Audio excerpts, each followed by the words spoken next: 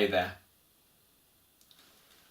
I'm making this video for anyone who feels that they don't have enough time in their life for their meditation practice.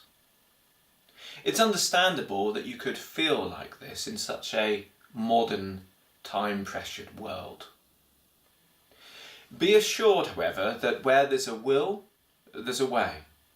And I feel confident that if you watch this video all the way through with an open mind, then you will be able to find a way to make that space in your day to gift yourself this valuable practice. In this video, I'm going to guide you through 3 important contemplations. These contemplations will allow you to see things in a different way and hopefully allow you to find the methods yourself to make a firm practice routine in your life. After we've completed these 3 contemplations, I'm going to describe some templates of excellence, some examples that I've personally witnessed whereby people have managed to keep their meditation practice going through situations of great external adversity. Now, I use the term gift yourself, and this is a very important point, and our first contemplation is on the following subject. How do you view meditation as an undertaking? What I've noticed is those that find it hard to fit in their life view it as another form of work. It's something that they need to make themselves do.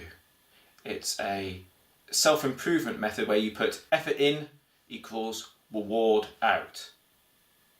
So they find themselves very much not wanting to give up any leisure time for it, and this creates conflicts.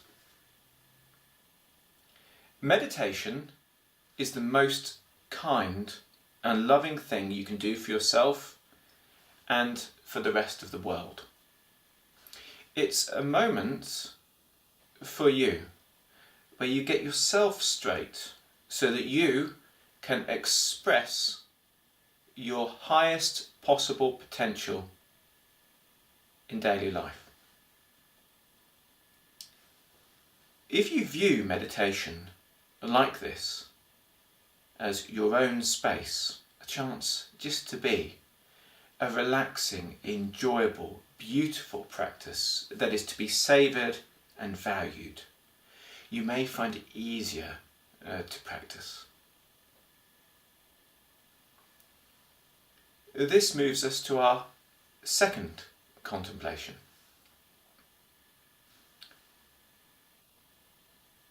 Look at your life and look at what is taking up the time.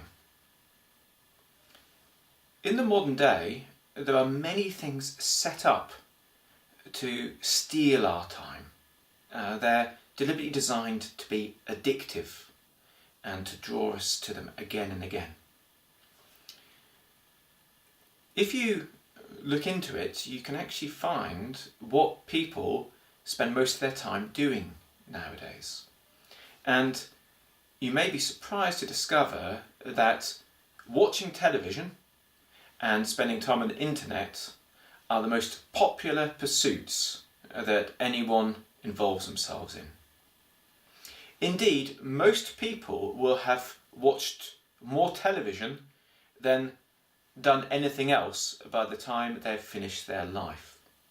So why is it? Why would we choose to watch entertainment over really doing things? Why is this so compelling? It's because it's designed to be. It has evolved, so the shows that are most popular, the ones that work, are the ones that draw us in the most. But it's also been creatively drawn that way. So there are financial motives to make sure that the shows that offer the most addictive and compelling emotional content are dominant.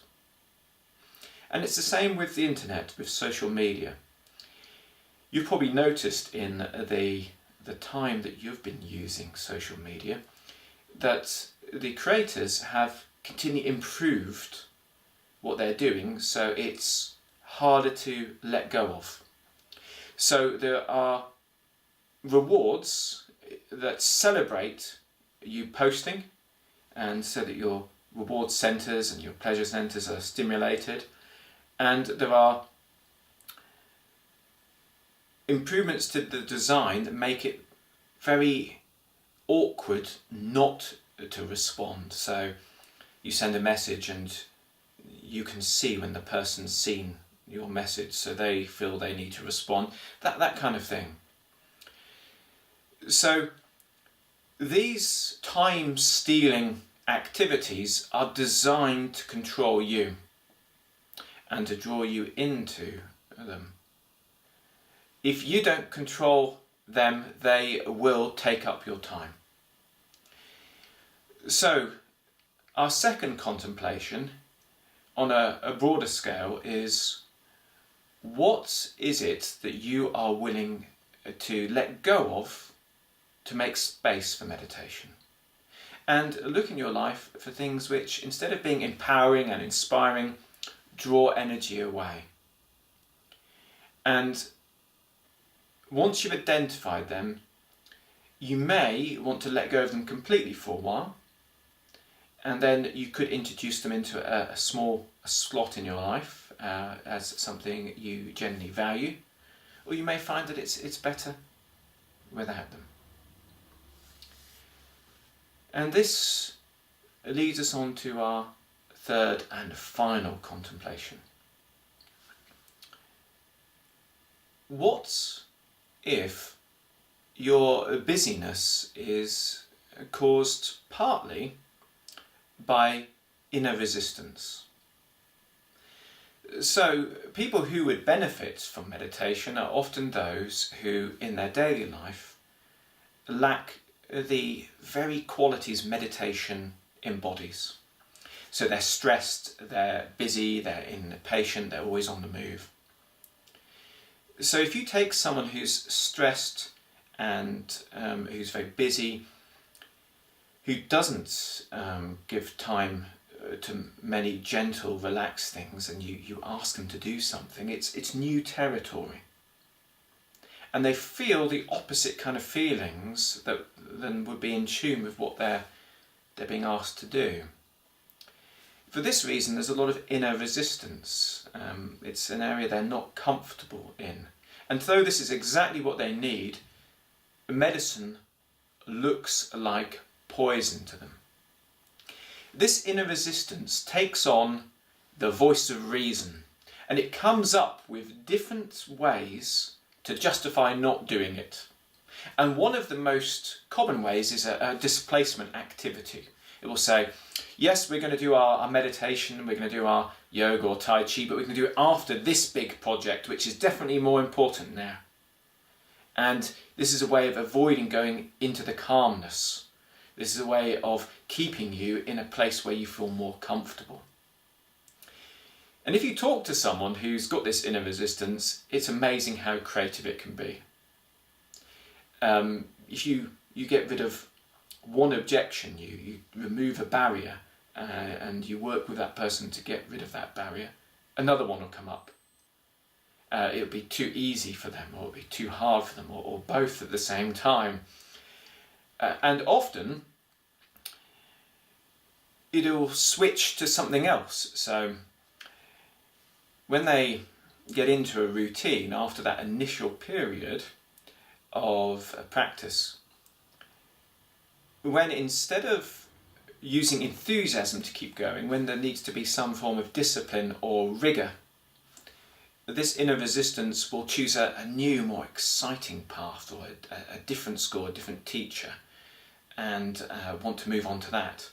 And when they do, it works fine for a while, but then when it becomes normal, they come up against the same resistance and they want to change again, never overcoming the actual problem.